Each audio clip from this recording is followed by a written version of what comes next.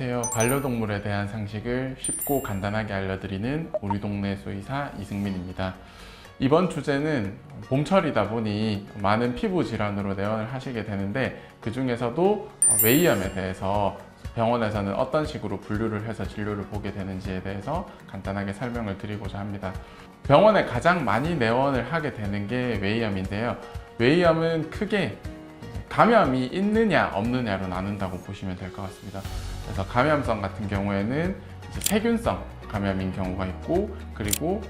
곰팡이성 감염인 경우가 있고, 그다음에 기생충성 감염인 경우가 있는데요. 그래서 가장 많은 걸로 비율을 따지자면 이제 세균성 감염이라고 보시면 되는데, 일반적으로 세균성 감염은 또 크게 두 가지로 나뉘게 됩니다. 그래서 구균이라고 해서 동글동글한 이제 세균이 감염이 되는 경우가 가장 많고, 조금 드물지만 확실히 더한 임상 증상을 나타내는 이제 강균이라고 하는 균들이 감염이 되어 있는 경우가 있습니다. 그리고 곰팡이들 중에서는 가장 흔하게 감염이 되는 게 말라세지아라고 하는 효모균에 감염이 되어서 병원에서 내원하시게 되는 경우가 많은데요. 그 경우에는 이제 약간 갈색의 쿰쿰한 냄새가 나는, 이제 보호자님들이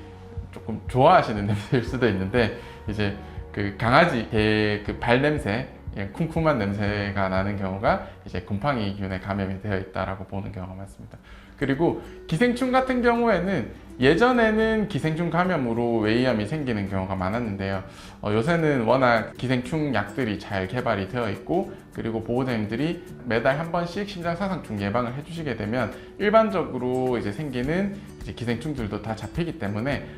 개선충이라고 하는 이제 그런 질환이라든지 아니면은 귀진드기 같은 그런 기생충들은 요즘은 분양을 받아 오신 지 얼마 되지 않은 시점이 아니면 사실 거의 보이지 않는다라고 보시면 될 것 같습니다. 그러면 이제 곰팡이 감염이 되어 있는지, 곰팡이 감염이라면 어떤 곰팡이가 감염이 되어 있는지, 세균이 감염이 되어 있는지, 구균이 감염이 되어 있는지, 이런 걸 어떤 식으로 감별을 하게 되냐면 크게 두 가지를 통해서 감별을 할 수 있다고 보시면 되는데, 첫 번째는 그 귀지 자체를 따서 실제로 현미경을 통해서 보게 되는 직접 도말 염색법을 통해서 보는 것이 가장 중요합니다. 그러면 현미경 상에서 세균인지 곰팡이인지, 세균이면 구균인지 아니면 이제 간균인지 이런 것들을 다 판단을 할 수 있게 되고, 어떤 세균이냐 어떤 곰팡이냐에 따라서 저희가 쓰는 이제 외용제, 그러니까 귀약이라든지 연고 같은 것도 달라지고 먹는 약도 달라지기 때문에, 우선은 어떤 웬만한 귀 진료가 오면은 저희는 이제 도말을 하자고 보호자님한테 꼭 말씀을 드리게 되는데, 그 이유는 이제 조금 더 정확한 치료를 해서 필요 없는 약을 처방을 하는 걸 좀 줄이고 싶기 때문에 그렇다라고 보시면 되고요. 두 번째는 이제 웨이염의 병변이 이제 웨이염에만 있는지 아니면 다른 부분에도 있는지를 판단을 하게 됩니다. 그래서 웨이염만 있는 경우에는 일반적으로 감염을 통해서 이제 웨이염이 있게 되는 경우가 많고, 그 외에 이제 그 다음에 사타구니, 입가, 눈, 그 다음에 이제 겨드랑이 이런 것들을 같이 긁게 되는 경우에는 이제 비감염성 웨이염, 즉 알러지성 피부염에 속발된 웨이염의 가능성이 좀 높기 때문에 보호자님들한테 이제 문진을 통해서 그런 것들은 항상 물어보고 진행을 하는 경우가 많다고 보시면 될 것 같습니다. 저희가 감염을 생각을 하고 도말을 했는데, 거기서 특별한 균이나 이제 곰팡이 같은 게 나오지는 않았음에도 불구하고 귀를 계속 가려워하면서 다른 부분들도 같이 가려워하고, 조금 더 냄새나 이제 지저분한 귀지들보다는 가려움이 제일 주증인 경우에는 저희가 알러지성 피부염을 조금 더 의심을 해볼 수가 있는데, 알러지성 피부염 같은 경우엔 이제 국소적으로 감염이 문제가 된다라기보다는 이제 전신적인 알러지, 그러니까 면역 반응 때문에 이제 귀도 같이 가려워하는 거기 때문에 이 경우에는 내복약의 투여가 꼭 필요하다라고 보시면 돼요. 그러면 그런 내복약의 종류는 저희가 크게 보통 4가지로 나누어서 설명을 드리는데, 첫 번째는 보호자님들도 잘 아시고, 그 다음에 저희도 가장 많이 사용을 하지만 아무래도 부작용이 조금 있는 스테로이드, 즉 글루코코르티코이드라고 하는 약물을 쓰게 되는데, 글루코코르티코이드가 절대 나쁜 약은 아니지만 뭐 장기 복용을 하기에는 아무래도 간이나 이런 곳에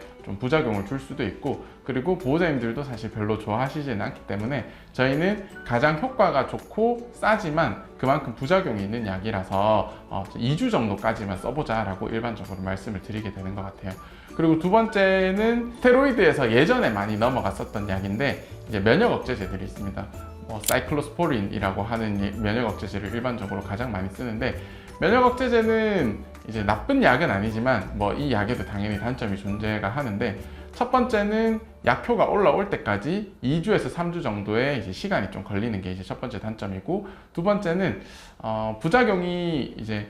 생각하시는 것처럼 많이 심하진 않지만 보통 제형이 기름 같은 데 녹아 있는 경우가 많기 때문에 이걸 먹고 뭐 구토를 한다든지 아니면 위장관 증상 같은 걸 동반을 하는 경우가 많고, 세 번째는 약값이 스테로이드보다는 훨씬 비싼 편이기 때문에 비용적인 부분도 있어서 보호자님들한테 이런 부분을 말씀을 드리고, 그래도 스테로이드에서 관리가 좀 잘 안 되는 경우에는 면역 억제제로 넘어가는 것이 좋다라고 말씀을 드리게 되는 편이 있는 것 같아요. 그리고 세 번째, 네 번째는 비교적 최근에 개발된 신약들인데, 보호자님들도 들어보셨겠지만 아포퀄이라고 하는 경구약과 그 다음에 사이토포인트라고 하는 이제 항체를 직접 주사하는 이 두 가지 약물들이 있습니다. 각각 또 이제 장단점이 있는데, 일단 공통적인 단점은 가격이 좀 비싸다는 거고, 그리고 아포퀄의 경우에는 효과가 거의 스테로이드에 준하게 이제 좋은 편이고, 그 다음에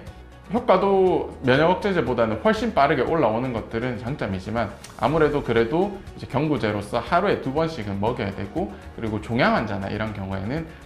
아포퀄을 쓸 수 없다는 게 좀 단점이라고 보시면 될 것 같아요. 그리고 그 네 가지 약들 중에서는 가장 비싸다 이렇게 보시면 되고요. 그리고 마지막으로 사이토포인트 같은 경우에는 효과는 제 체감상 아포퀄이나 뭐 스테로이드보다는 좀 떨어지는 편이지만, 단점으로는 이제 고양이한테서는 쓸 수 없고 강아지한테서만 쓸 수 있다는 거, 그리고 두 번째로는 약효는 이제 나머지 경구약들보다는 조금 떨어지는 경우가 있다는 점이 이제 단점이지만, 장점은 매일매일 하루에 2번씩 약을 먹이면서 아기랑 이제 씨름을 안 해도 된다는 게 장점이고, 그리고 한 번 주사를 하면 한 달 정도는 유지가 되기 때문에 병원에도 그만큼 좀 자주 오지 않으셔도 된다는 점이 아무래도 이제 사이토포인트의 좀 장점이라서, 이렇게 네 가지를 쭉 설명을 드리고 보호자님들한테 어떤 약물을 한번 사용을 해보고 싶으신지 뭐 저랑 이제 조율을 해서 보통 사용을 하게 되는 것 같아요.